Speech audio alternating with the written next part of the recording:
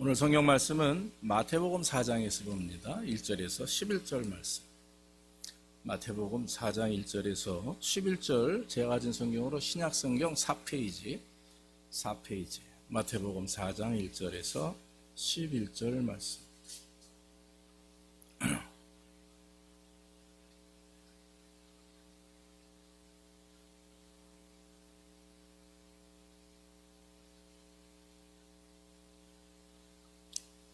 그때 예수께서 성령에게 이끌려 마귀에게 시험을 받으러 광야로 가사 40일을 밤낮으로 금식하신 후에 줄이신지라. 시험하는 자가 예수께 나와서 가로되 내가 만일 하나님의 아들이여든 명하여 이 돌들이 떡덩이가 되게 하라. 예수께서 대답하여 가라사대 가로되 기록되었으되 사람이 떡으로만 살 것이 아니요 하나님의 입으로 나오는 모든 말씀으로 살 것이라 하였느니라 하시니, 이에 마귀가 예수를 거룩한 성으로 데려다가 성전 꼭대기에 세우고 가로되 내가 만일 하나님의 아들이여든 뛰어내리라. 기록하였으되 저가 너를 위하여 그 사자들을 명하시리니 저희가 손으로 너를 받들어 발이 돌에 부딪히지 않게 하리로다 하였느니라. 예수께서 이르시되 또 기록되었으되 주 너의 하나님을 시험치 말라 하였느니라 하신대, 마귀가 또 그를 데리고 지극히 높은 산으로 가서 천하 만국과 그 영광을 보여 가로되 만일 내게 엎드려 경배하면 이 모든 것을 내게 주리라. 이에 예수께서 말씀하시되 사단아 물러가라. 기록되었으되 주 너의 하나님께 경배하고 다만 그를 섬기라 하였느니라. 이에 마귀는 예수를 떠나고 천사들이 나와서 수종 드니라. 아멘. 제가 기도한 것처럼 오늘은 종료주일이라고 합니다. 그래서 여러분 사순절이죠. 사순절 아시죠? 제수요일이라고 해서 여러분들에게 나눠드린 그 달력에 보면 2월 22일인가요? 그날 밑에 보면 제수요일 해가지고 그날부터가 사순절이라고 하는 거죠. 그래서 사순절인 그날부터 2월 22일부터, 그러니까 날마다 매해마다 다릅니다. 약간. 왜냐하면 부활주일이 4월 둘째 주가 주로 이제 부활주일인데, 계산을 해서 주일날 빼고 월화수목금토 이렇게 해가지고 40일을 세는 거죠. 2월 22일. 그러니까 거꾸로 부활절 날부터 거꾸로 주일날 뺀 40일, 그 거슬러 올라가면 그 시간이 사순절 기간이라고 합니다. 그래서 저희 교회는 사실 사순절 기간에 있는 그런 절기는 지키지 않습니다만은 저희가 꼭 지키는 것은 종료주일, 고난주간, 이제 부활주일은 우리가 이제 이렇게 기념으로 예배 드리고 합니다. 그래서 그 기간이 이제 사순절이고, 오늘은 고난주간이 있는 주일날이죠. 그러니까 오늘 예수님께서 어린 나귀 새끼라고 그러죠. 조그만 한 번도 사람을 태우거나 수레를 끌지 않았던 그 어린 나귀 위에 올라타셔서 제자들과 같이 예루살렘 성에 입성하십니다. 들어가시는 거죠. 그러면서 일주일 동안 이제 하루하루 그 주님이 하신 말씀들과 기적들이 나타납니다. 그걸 이제 제가 월요일부터 내일은 토요일까지 새벽 예배를 드립니다. 그래서 여러분들이 좀 오셨으면 좋겠어요. 그래서 오셔서 좀 피곤하고 어려워도 오셔서 한 주간만큼은 철저하게 하나님 앞에 기도하는 거죠. 그래서 한 끼 이상 금식하시고, 그리고 우리가 사실 주님은 우리 때문에 고난받으시고 십자가 죽으셨는데, 제가 오늘 말씀드리겠지만 단순하게 예수님이 그냥 하나님이 이 땅에 육신의 몸을 입고 오셔가지고 3년의 공생애 동안 고통받으시고 그리고 십자가에 죽어서 우리를 구원하셨고 부활하셨다. 이게 사실 우리의 어떤 믿음이고 알 아닙니까? 지식 아닙니까? 하나님에 대한. 그런데 정말 그거보다도 더 우리가 상상할 수 없는 그런 일들, 고통과 그런 어려움을 예수님은 당하셨거든요. 그렇기 때문에 여러분, 내일부터 시작되는 한 주간은 고난주간입니다. 그래서 모든 기독교 교회가 다 고난주간을 지키고, 그리고 이제 다음 주, 두 번째 주 4월 9일은 이제 부활주일이 됩니다. 그래서 부활주일은 하나님 앞에 예배하는 거죠. 그래서 아틀란타나 지역에 새벽마다 부활주일 날 아침에 이제 예수님이 새벽 미명에 새벽에 이제 부활하셨기 때문에 다 모여서 연합으로 예배도 드리고 합니다. 어쨌든 여러분들, 오늘 우리가 종료주일을 맞이해서 그동안 제가 수년 동안 나귀를 타시고 예루살렘 성으로 입성하시는 그 예수님에 대해서만 설교를 했어요, 주로. 근데 오늘은 말씀을 묵상하다 보니까 이 본문의 내용은 그 예수님이 공생을 시작하기 전에, 그러니까 정확하게 나이를 표현하면 30세 되던 해에 예수님이 이제 세례 요한에게 세례를 받으시고 공생애라는 거예요. 공생애, 즉 모든 사람들을 위한 공동적 생활이라고 하는 거예요. 다시 말하면 온 인류의 구원을 위해서 실제적으로 그리스도로서 메시아로서의 사역을 감당한 기간이 3년이에요. 사실 1살부터 30살까지는 성경에 잘 기록되어 있지 않습니다. 그러나 이 30살부터 33살의 3년의 기간 동안 공생의 기간은 성경에 나와 있는 사복음서 모두가 다 사실 그 공생의 기간에 말씀하신 내용들을 기록한 글이죠. 그래서 이 공생애를 시작하기 전 세례 요한에게 세례를 받으시고, 그리고 나서 4장 1절에 뭐라고 그래요? 그때 예수께서 성령에게 이끌려 마귀에게 시험을 받으러 광야로 가사, 그렇게 기록이 되어 있죠. 그래서 여러분, 그 성경에 40일이라고 하는 시간이 이제 나옵니다. 40일간이라고 하는 말이 나오는데, 여러분 그 성경에서 40일이라고 하는 숫자 많이 기억나시죠? 특히 예수님의 40일 금식기도, 신약에서는, 구약에서는 이스라엘 백성들이 애굽에서 나와서 광야에서 몇 년을 있었어요? 40년 있었죠. 그래서 그 40이라는 숫자는 고통의 숫자이긴 하지만 그것은 훈련, 연단 또는 하나님의 어떤 때를 기다리는 인내의 시간이라고 할 수 있습니다. 특별히 오늘 말씀을 통해서 이 공생에 시작하기 전에 40일 동안 금식하시면서 예수님이 당하신 그런 3가지 시험을 좀 나누기를 원합니다. 뭐 시험이라고 하면 우리가 이제 여러 가지 의미가 있습니다만은 마귀가 유혹하는 템테이션, 유혹이 있고 또 하나님이 주시는 시험이 있습니다.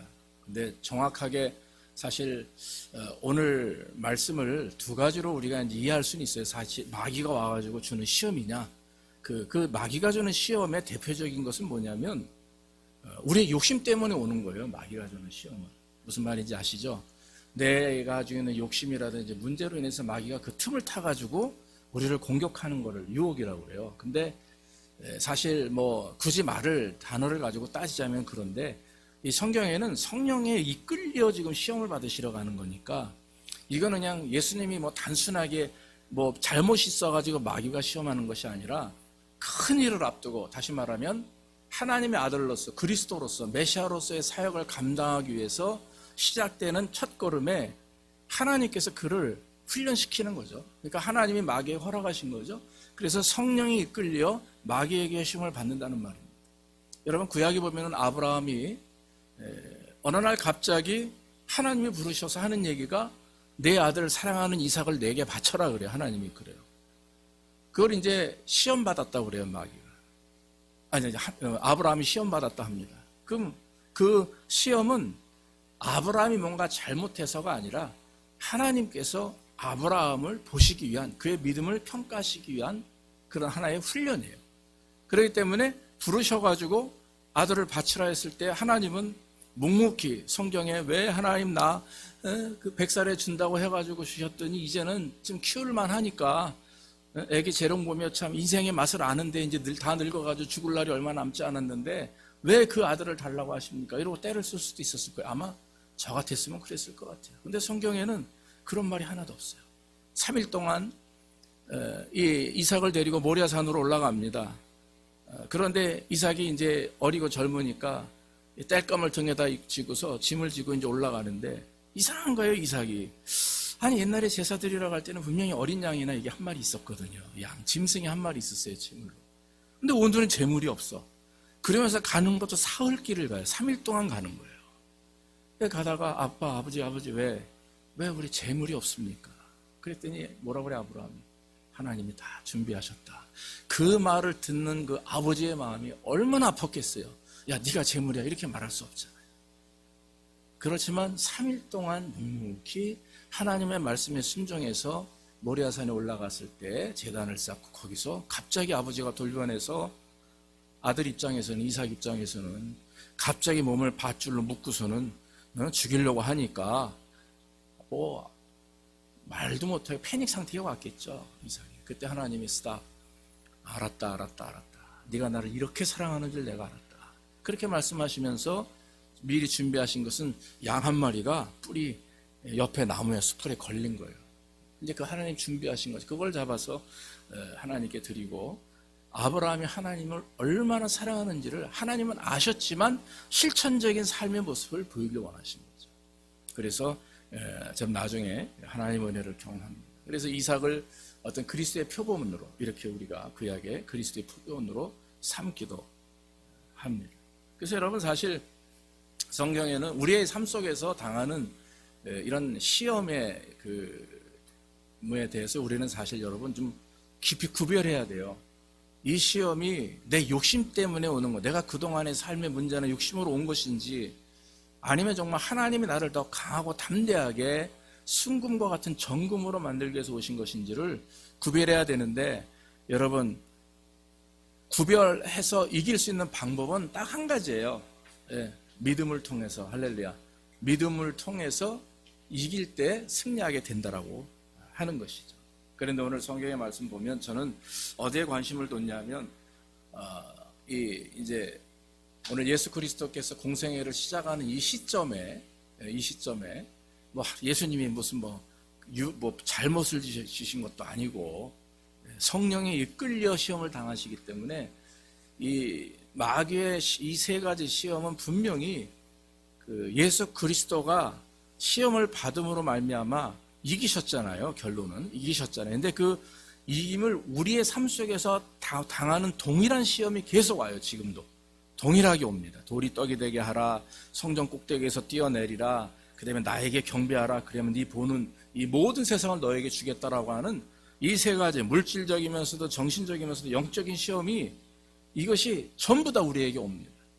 처음에 마귀가 하와를 꼬셔서 보암직스럽고 먹음직스럽고 지혜롭고 할 만큼 탐스럽다 한 그 유혹과 오늘 예수님 당하신 유혹은 다 일치해요.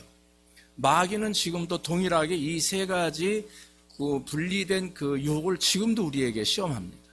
그렇기 때문에 여러분, 저와 여러분들이 이 말씀을 잘 묵상할 때, 비록 예수님께서 공생의 시작에 당하신 시험이지만 우리가 당할 시험까지도 주님은 아주 철저하게 다 받으셨다라고 하는 것, 그걸 여러분들이 이해하시기를 간절히 원합니다.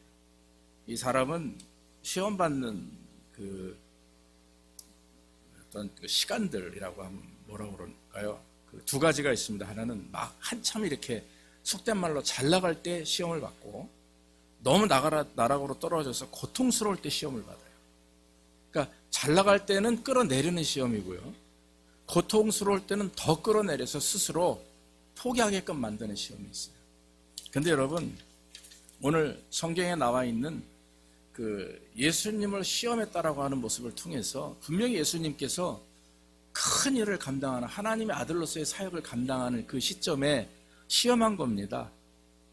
그래서 예수 그리스도가 얼마든지 하실 수 있는 일들, 당신이 당신의 능력으로 하나님의 자녀로서 얼마든지 하실 수 있는 일에 대해서 마귀는 그걸 자꾸 시험을 거는 거예요. 너 할 수 있잖아. 너 이거 금방 할 수 있어. 성전에서 뛰어내려. 그러면 하나님의 아들이, 넌 하나님의 아들이니까 천사들이 와가지고 너를, 네 몸이 머리가 땅에 닿지 않도록 싹 이렇게 들어 올릴 거야. 그런 것들을 통해서 그 예수님의 신적인 권위와 능력을 시험하는 거예요.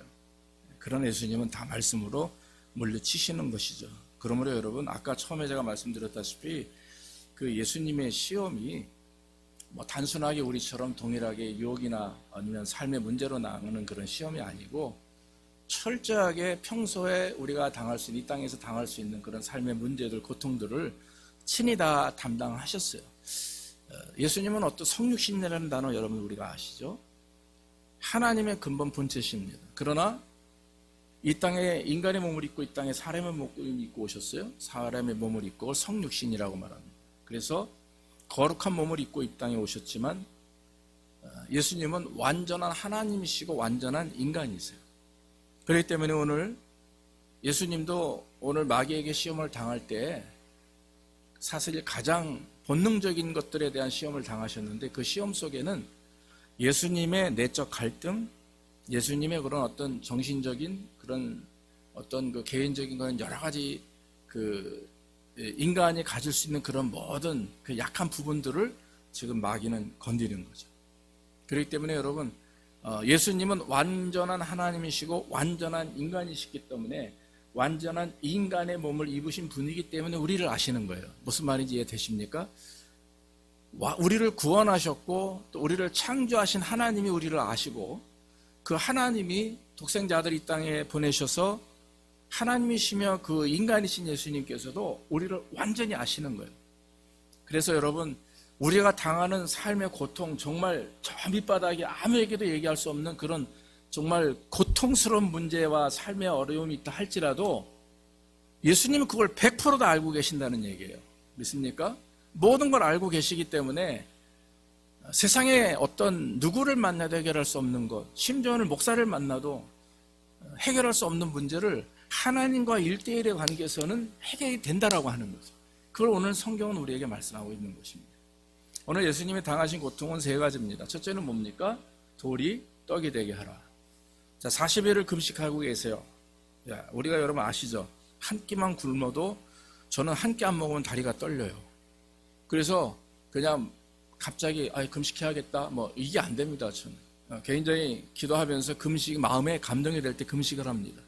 그래서 3일이 뭐 지나고 나면 뭐 전혀 문제가 별로 없어요. 근데 그냥 살면서 괜히 한 끼 못 먹고 2끼, 3끼 못 먹으면 하루 굶으면 뭐 정신이 없습니다. 몸이 후들후들 떨리고 다리가 떨리고 그래요. 그런데 예수님이 인간이기 때문에 예수님도 금식하러 올라가셔서 40일을 금식하는데 광야이기 때문에 물이 없어요. 지금 우리가 하는 금식은 물을 마셔가면서 금식하지 않습니까? 예수님의 금식은 완전 아무것도 드시지 않는 금식이에요. 그러니까 물 한 모금 드시지 않고 40일을 견딘다고 하는 것은 그것은 감히 인간이 할 수 있는 일은 사실은 아닙니다. 그런데 예수님은 하셨어요. 그러는 와중에 사탄이 나타나서 그 당시 여러분 광야에는 돌들이 굉장히 석회암 돌들이 많았답니다.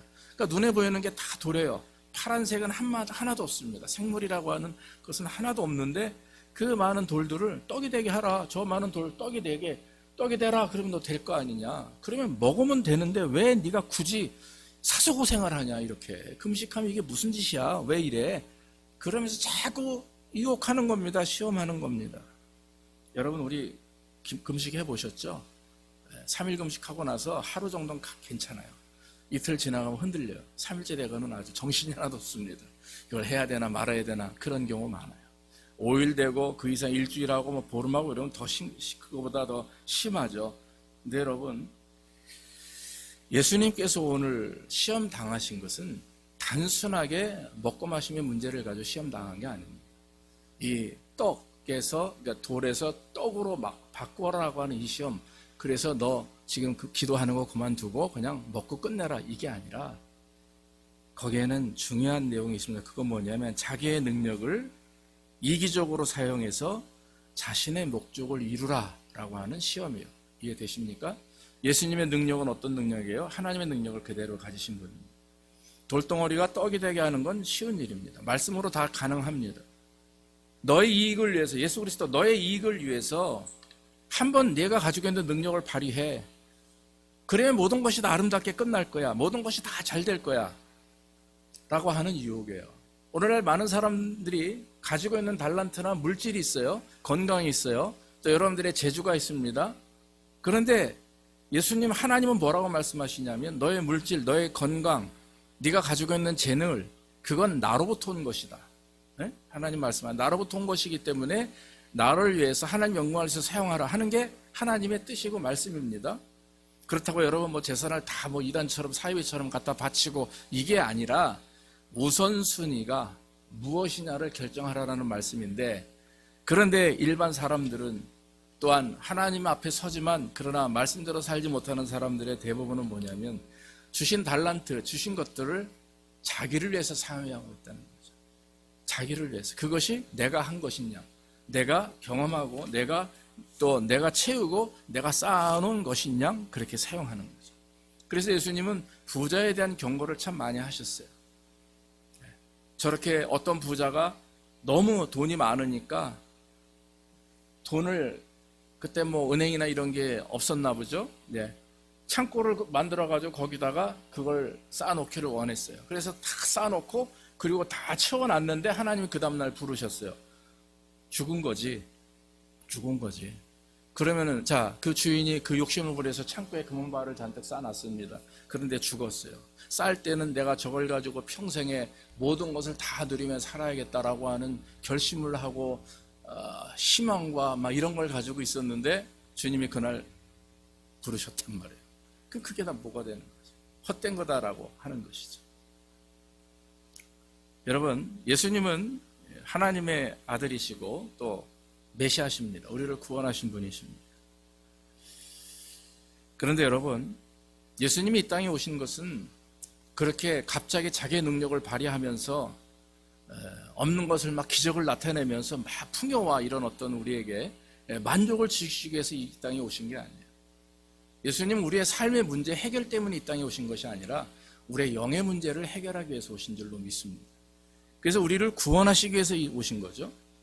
삶의 문제에 대해서는 어떻게 해결받을지 이미 광야의 40년 동안에 말씀하셨어요.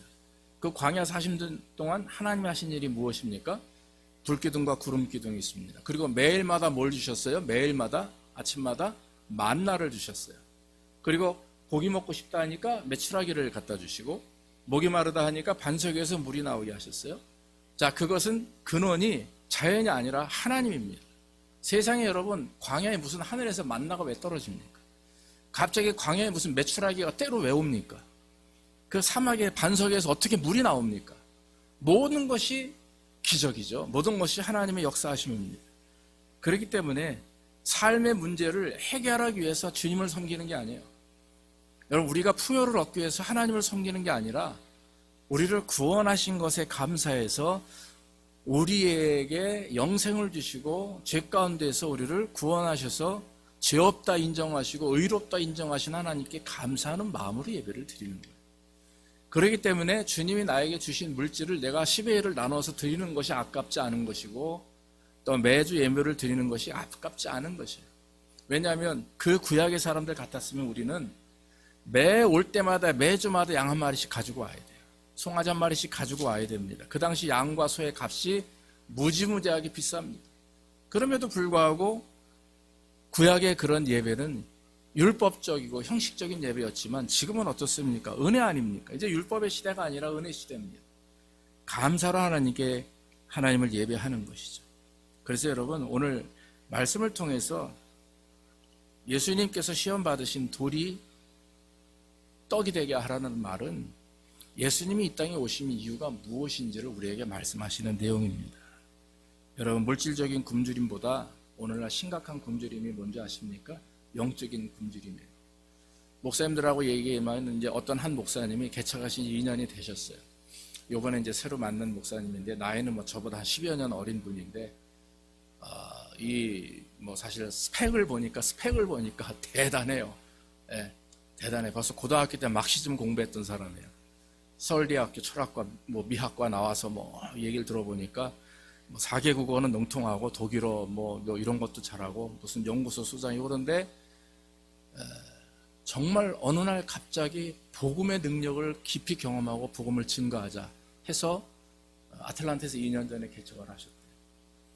근데 그 목사님이 밖에 나가서 전도를 하는데 예수 믿으세요? 그럼 네, 믿습니다. 교회 나가십니까? 예, 나갑니다. 아틀란타에는 다 100%가 교회 다니는 사람인 줄 알았다는 거예요. 교회 다니는 사람인 줄 알았다는 거죠.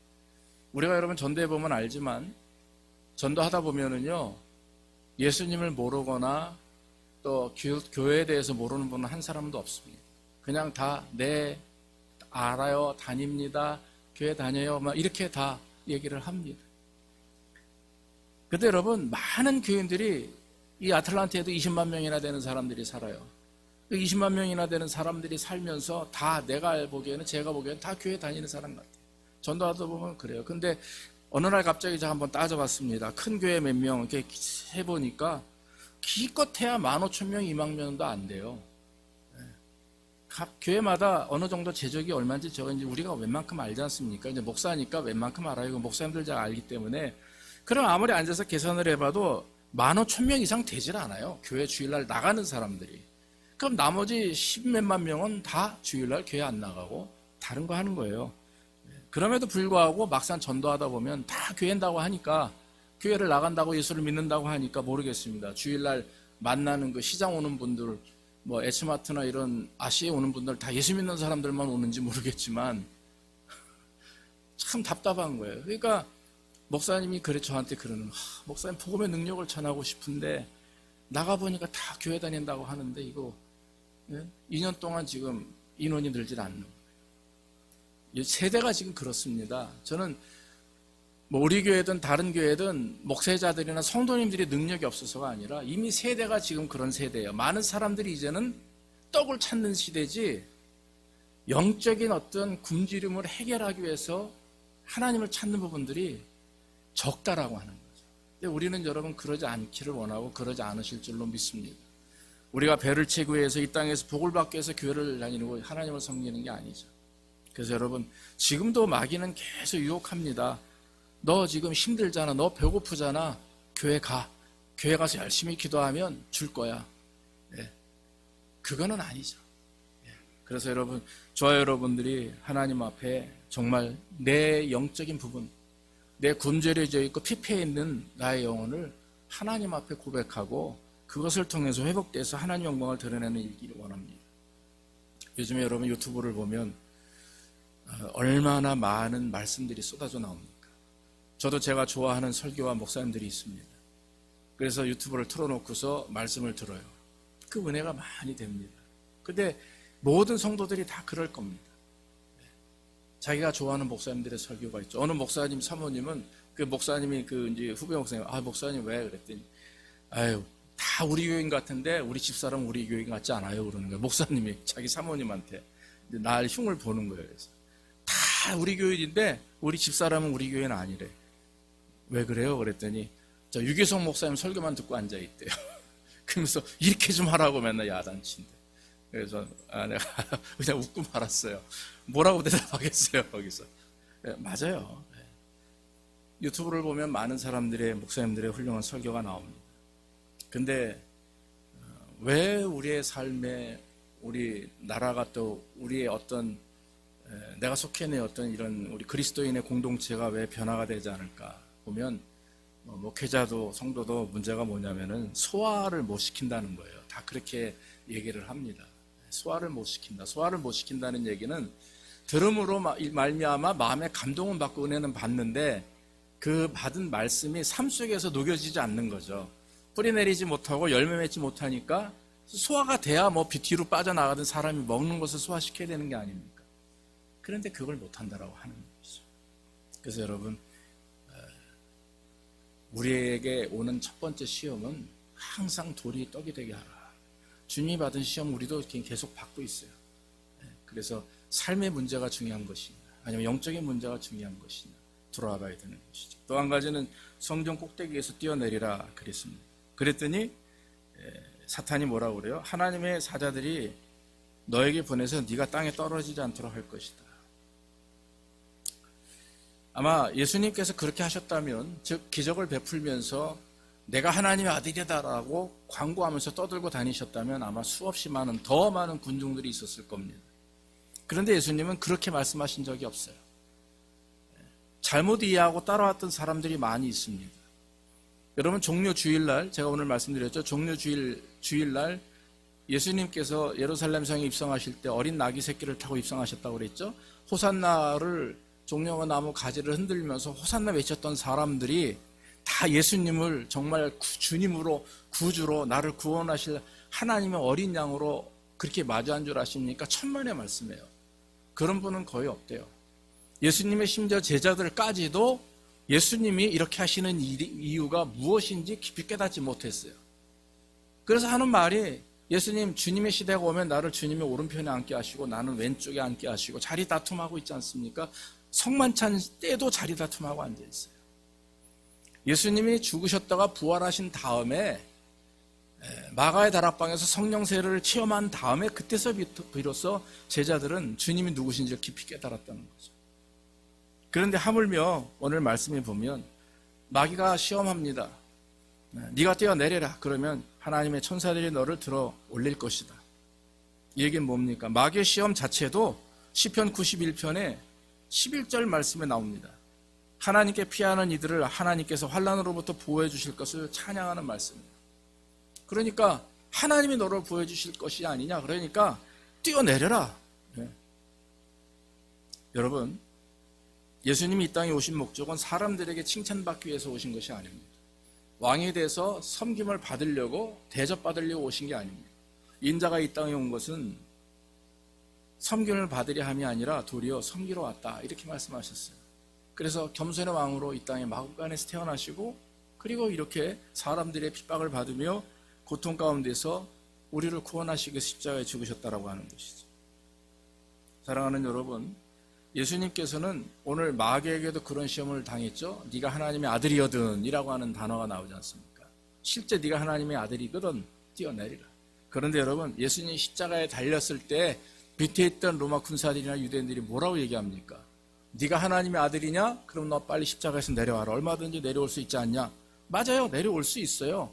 A하고 딱 그냥 내려오시면 됩니다. 그런데 끝까지 십자가에 달려 죽으셨습니다. 여러분, 오늘 예수님께서 그런 마귀에게 대답하신 말이 뭡니까? 주 너의 하나님을 시험하지 말라 그랬어요. 주 너의 하나님을 시험하지 말라. 네, 사드락과 메삭과 아벳느고라고 하는 다니엘의 세 친구가 다니엘서 3장 16절 이후에 보면 느부갓네살 왕이 신상을 만들어 놓고 30m 높이의 커다란 신상, 정말 바벨론과 그 당시 모든 세계가 볼 수 있는 높은 신상 30m면 얼마나 높은 겁니까? 그런 신상을 만들어 놓고 거기 절하라. 시간을 정해서 절하라고 합니다. 아침 저녁으로 절해야 돼요. 그런데 여기에는 다니엘은 등장하지 않습니다. 나중에 사자굴에 들어가는 모습은 다니엘을 등장하지만 여기는 다니엘의 세 친구 사드락과 메삭과 아벳느고만 등장하는데, 절을 하라 신상에. 그랬더니 이 사람들이 절을 안 하는 겁니다. 그래서 붙들렸습니다. 그리고 나서는 느부갓네살 왕 앞에서 무슨 말을 듣냐 하면, 너희가 만약에 신상에게 절하지 않으면 풀무불에 던지리니 능히 너희를 내 손에서 건져낼 신이 어떤 신이냐, 이렇게 좀 하나님을 시험하는 거예요. 내 손에서, 내 거리 안에서 너희를 건져낼 구원할 사람이 누구야 대체 어떤 신이야, 이렇게 하나님을 모욕하죠. 하나님을 시험합니다. 그때 이 세 사람이 동일하게 하는 말이, 하나님은 우리를 건져내실 것입니다. 그러나 그렇게 하지 아니하실지라도 우리가 왕의 신들을 섬기지 아니하며 왕의 세우신 금신상에게 절하지 않겠습니다. 이렇게 대답을 합니다. 만약에 하나님을 시험하면 한번 해보십시오. 네, 그렇게 해. 그렇게 하세요. 분명히 하나님 우리를 구원하실 겁니다. 그것은 사드락과 메삭과 아벳느고가 결국 그 시험에 넘어지는 거예요. 너 그리스도인이야? 너 그리스도인이면 너 한번 이렇게 해봐. 네가 하나님을 섬기는 사람이야? 한번 해봐. 그러면 좋아, 하면 되지 뭐. 이거는 똑같은 사람 되는 거예요. 그럴 때 뭐라고 대답합니까? 나를 건지지 않으셔도, 그렇지 않아도, 하나님이 나를 구원하시지 않아도 우리는 절대로 금신상에게 절하지 않는다. 동일하게 느부갓네살의 진문에 그 시험으로 부딪힌 게 아니라 믿음으로 대응한 거예요. 믿음으로. 나를 구원하시지 않아도. 내가 하나님을 섬기는데 주변 우리 신앙생활 잘하다 보면 열심히 하는데 옆에서 믿지 않는 사람들이나 우리를 아는 사람들이 예수를 믿어도 어떻게 믿길래 맨날 저 모양이야, 이런 소리 들어요. 저도 목사지만 그런 소리를 들어봤어요. 목사님이 나는 아무런 잘못한 게 없어요. 그럼에도 불구하고 그런 얘기를 합니다. 조롱합니다. 그런데 거기에 우리가 맞부딪혀서 합니까? 감히 네가 어떻게 알고 나를, 분개할 이유가 없습니다. 분노할 이유가 없어요. 하나님은 아시죠. 하나님 저를 아십니다. 제가 하나님 앞에. 그래서 하나님과의 관계만 정확하게 확실하게 연결되어 있으면 다른 것은 문제가 없습니다. 그래서 여러분, 지금 마귀는 계속해서 예수님을 통해 가지고 하나님의 권위를 시험하고 또 예수님의 능력을 시험하지만 예수님께서는 항상 말씀으로 대답하십니다. 말씀으로 그것을 물리치시죠. 우리도 하나님의 말씀으로 물리치고 우리의 믿음과 신앙으로 그것을 물리쳐야 될 줄로 믿습니다. 마지막 한 가지 남은 시험은 참 여기선 아주 본색을 드러나요. 그동안엔 타협이라는 게 없는데 마지막엔 타협을 합니다. 예수여, 당신이 나에게 절을 하면, 사탄이 얘기하는 거예요. 나에게 절을 하면 이 지금 보이는 세상의 모든 것들, 산꼭대기에 데리고 올라가가지고 얘기하는 거예요. 모든 것들을 다 너에게 주겠습니다. 그러니 나에게 절을 하라. 그래요. 그랬더니 예수님이 뭐라고 그럽니까? 오직 주 너의 하나님께만 경배하라. 주 너의 하나님만 예배하라. 그렇게 말씀하고 있습니다. 여러분, 이 말은 뭡니까? 하나님만 고집하지 말라. 예배만 고집하지 말고 세상에 눈을 돌려고 세상과 타협하라 하는 말입니다. 사실 이게 오늘날 우리 성도들이 가장 많이 걸리는 문제예요. 우리가 하나님만 고집하고 또 어떤 하나님의 일만 고집하다 보면 방해되는 일들이 많아요. 주일날 결혼식을 하면 가야 되고, 주일날 또 뭘 하면 또 참여해야 되고, 또 토요일날 또 뭐 하면 또 해야 되고, 이런 여러 가지 삶의 문제에 보면 내가 빠져서는 안 될 부분들이 많이 있어요. 근데 그럴 때마다 타협을 하는 겁니다. 우리는 삶 속에서. 오늘 성경 말씀에 보면 네가 나에게 경배하면 내가 이 모든 것을 너에게 주겠다. 잠시 잠깐 타협하자, 합리화시키자, 모든 것을 그냥 뭐 오늘 뿐인데 이것만 하면 돼, 괜찮아. 그러면 또 다시 너에게 많은 것들이 너가 얻어지게 될 거야. 이런 것들이 오늘날 우리가 믿는 자든 믿지 않는 자든 모르는 사람들이 경험하는 것인데, 특히 믿는 성도들이 경험되는 일들이 많이 있다라고 하는 것이죠. 여러분, 하나님은 단호하신 분이에요. 하나님은 타협하는 걸 원치 않으십니다. 그래서 여러분, 타협하는 것이 아니라 내가 하나님 앞에 옳게 설므로 인해서 그것을 하나씩 하나씩 결정해 나가는 것이 우리가 얼마나 좋은지 몰라요. 가장 큰 요즘에 기독교의 문제가 뭐냐면 동성애 문제입니다. 동성애 문제. 여러분, 동성애를 타협하는 지금 교회가 너무 많아졌어요. 지금 모든 이 땅에 있는 기독교 가운데 거의 동성애를 인정하고 타협하는 교회가 40%가 넘어요. 각 교단마다 그래요. 그러니까 뭐 루터교, 감리교, 그다음에 천주교, 그다음에 성공회, 그다음에 장로교 통합측, 또 뭐 이런 한국 교단으로 말하면 그럼 뭐 거기 성결교, 침례교, 그다음에 장로교, 뭐 합동측, 그다음에 이제 뭐 몇 개 빼고 나머지는 순복음교 이런 몇 개, 세네 개 빼고 나서는 다 동성애를 인정해요. 그러면은 뭡니까? 예를 들어서 지금 우리 교회에 동성애자가 우리 교회 와가지고 두 남자가 앉아 있어요. 죄송한 얘기지만 남자가 앉아 있어서 저한테 와가지고 목사님, 저희 결혼합니다. 줄에 서 주십시오. 그러면 제가 서야 돼요, 말아야 돼요? 인정 안 하니까 저는 안 씁니다. 그러면 그 사람들이 저를 수해요. 만약에 이 조지아 주가 동성애를 인정하는 주가 됐다면 무슨 말인지 아시죠?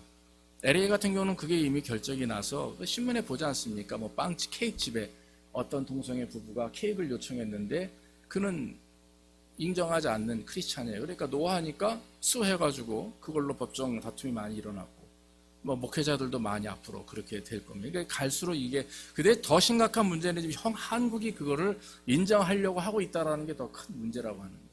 그것뿐만 아니라 트랜스젠더까지도 인정하려고 하는. 미국은 마찬가지. 화장실에 가보면 여러분 아시죠? 이렇게 화장실 남자 여자 같이 쓸 수 있는 거. 지금은 남자 여자 이렇게 같이 붙어 있지만 예전에 보면 어떤 곳에 가보면 이렇게 다른 그림이 붙어 있어요. 그럼 그거는 이제 한쪽은 치마 입고 한쪽은 이렇게 다리가 있는 그런 그림. 그건 남자와 여자, 트랜스젠더를 인정한다라고 하는 그런 마크라고 하죠. 예, 뭐 어쨌든 타협이라고 하는 거, 자꾸 세상과 타협하고 이런 비성서적인 것과 타협하다 보면 문제가 됩니다. 그러면 많은 사람들이 누리는 부분은 있겠죠. 하지만 성경은 그렇게 우리에게 말씀하지 않습니다. 그래서 오늘 예수님이 경험하는 세 가지 시험, 돌이 떡이 되게 하라, 높은 데서 뛰어내리라, 그리고 나에게 경배하라, 그러면 내가 모든 것을 너에게 주겠다라고 하는 그것은 절대적으로 비신앙적이고 성경에 맞지 않는 시험입니다. 그러니까 우리도 지금도 우리는 그 가운데 살고 있습니다. 늘 고민해야 되고 늘 거기서 하나님의 뜻을 찾아야 되고 우리는 거기서 믿음으로 그걸 지켜나가고 인내해야 될 부분들이 너무 많다라고 하는 것이죠. 그러므로 오늘 예수님께서 고난받기 위해서 종료주일, 즉 예루살렘 성에 입성하시지만 그 입성하시기 직전에 당하신 이런 모든 시험들, 공생의 기간 시험들, 우리의 삶을 통해서 우리도 그런 시험을 경험하고 있고, 또 나아가 예수님이 그런 시험을 이기셨기에 주님이 우리를 위한 그런 십자가의 죽으심과 부활의 사건이 실제적으로 우리에게 적용되고, 우리가 그 사실을 믿을 때 하나님의 영광을 드러내고 믿는 자로서의 삶을 살 수가 있는 것입니다. 모쪼록 저와 여러분들이 이런 시험 가운데서도 믿음으로 잘 물리치고 말씀으로 물리치는 가운데 직경강 돌리는 삶이 되기를 주의 이름으로 축원합니다. 기도하겠습니다. 아버지 하나님 감사합니다. 오늘도 예수님의 시험을 우리가 보면서 마귀가 예수님에게 시험하신 그 세 가지 시험이 오늘날 우리도 경험하는 시험이며, 또 우리가 어떻게 이겨야 될지를 깨닫게 하시니 감사합니다. 특별히 말씀으로 믿음으로 대처하게 하시고 하나님의 영광을 위해서 하나님의 능력 안에서 감사하는 우리의 삶이 될 수 있도록 주께서 인도해 주시옵소서. 우리는 부족하고 연약합니다. 그럼에도 불구하고 역사하시는 하나님께 감사하며 늘 믿음으로 주님을 기쁘시게 하는 삶이 될 수 있도록 인도해 주옵소서. 예수님의 이름으로 기도합니다.